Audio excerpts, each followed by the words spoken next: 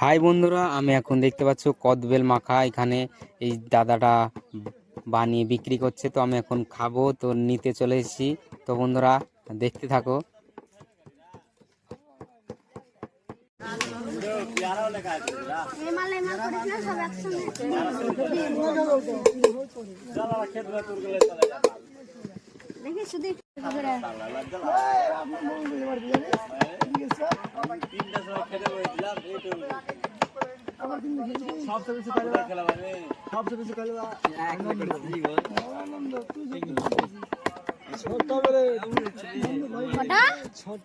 ছটা পাঁচটা ভাঙলি এবার ছটা